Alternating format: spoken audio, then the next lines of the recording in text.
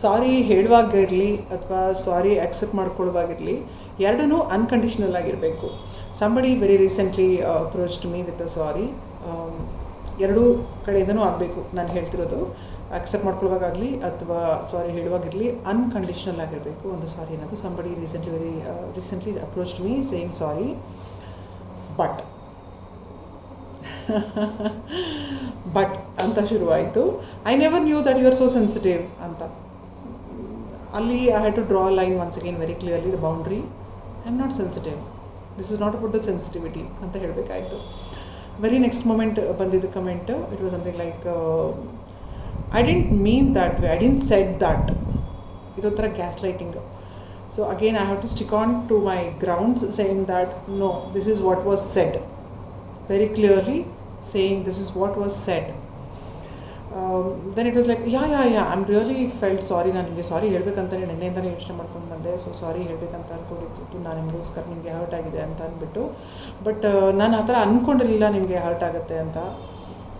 Then I had to say yes, it is tone that matters so much. Again it went on. ನಾವು ಅಂದ್ಕೊಂಡಿರಲಿಲ್ಲ ನಿಮಗೆ ಈ ಥರ ಬೇಜಾರಾಗುತ್ತೆ ಅಂತ ಅಂದ್ಬಿಟ್ಟು. At that point of time I have to say very clearly, yes, your sorry is been accepted.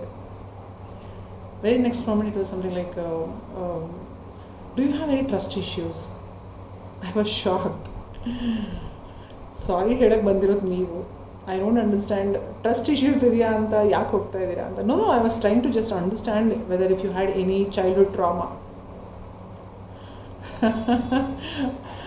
I had to say it very clearly. See, neither I have got any childhood trauma nor I have got any trust issues. Idru kuda adu nange, it is about for me to work out. You have nothing to do with that. If you have come to say sorry, probably I hope it will be unconditional and ನೀವು convey ಮಾಡಿದ್ದೀರಾ.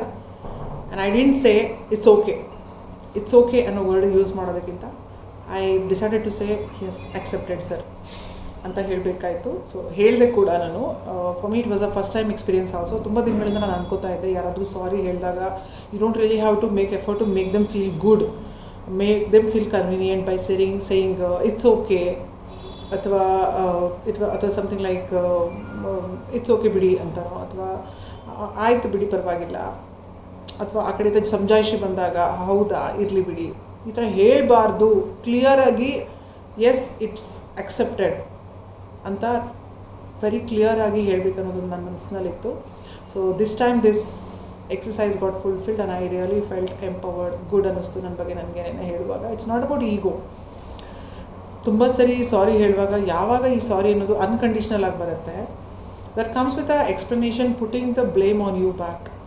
So ಇದನ್ನು avoid ಮಾಡಬೇಕು up front ಅಂತ ತುಂಬ ದಿನಗಳಿಂದ work out ಮಾಡ್ತಾ ಇದ್ದೆ. I got a very recently very nice opportunity to experience it. ಯೋಚನೆಗಳನ್ನ ಕಾರ್ಯಗತಕ್ಕೆ ಇಳಿಸುವಾಗ, when we start working on action, it takes time, but when we see the difference it makes really feel good.